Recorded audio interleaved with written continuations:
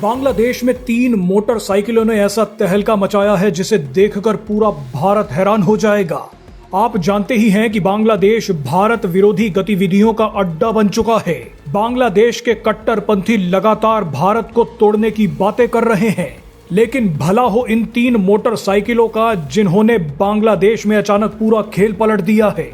दरअसल इन 3 मोटरसाइकिलों पर बैठे लोगों ने बांग्लादेश के एक ऐसे व्यक्ति को गोली मार दी है जो भारत पर कब्जे की बातें कर रहा था।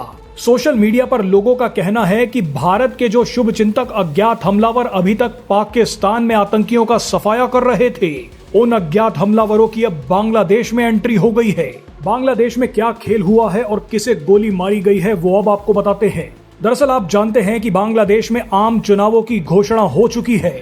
चुनाव जीतने के लिए बांग्लादेश के कट्टरपंथी नेताओं में वोट और लोकप्रियता बटोरने के लिए भारत विरोधी बयान देने की होड़ लग गई है। इसी कड़ी में बांग्लादेश के कट्टरपंथी नेता उस्मान हादी ने भी निर्दलीय उम्मीदवार के तौर पर पर्चा भर दिया। उस्मान हादी वही शख्स है जिसने हाल ही में ग्रेटर बांग्लादेश का एक मैप जारी किया था। इस मैप में भारत के कई इलाकों को बांग्लादेश का हिस्सा बता दिया गया था। उस्मान हादी चाहता था कि भारत के कई इलाकों को तोड़कर बांग्लादेश में शामिल कर लिया जाए। उस्मान हादी अखंड बांग्लादेश बनाने के सपने देख रहा था, लेकिन अचानक मोटरसाइकिल पर 3 लोग आए और उस्मान हादी को ठोक दिया। वैसे हम आपको बता दें कि बांग्लादेश में हुई इस घटना से भारत का कुछ लेना देना नहीं है, लेकिन बांग्लादेश में जिस उस्मान हादी को गोली मारी गई है उस पर हमले का आरोप बांग्लादेश ने भारत पर लगाना शुरू कर दिया है।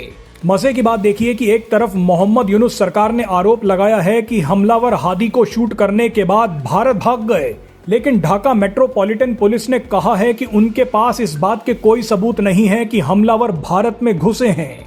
यानी उस्मान हादी को लेकर बांग्लादेश की सरकार और पुलिस एक दूसरे के खिलाफ ही बयान दे रही है।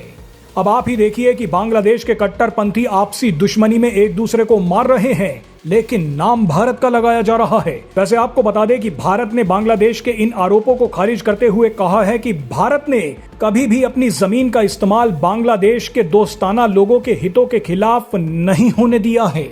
बहरहाल कुछ ही दिनों में सच तो सामने आ ही जाएगा, लेकिन मोटरसाइकिल पर बैठे इन लोगों ने भारत को गाली देने वाले एक नेता को ठोक दिया है।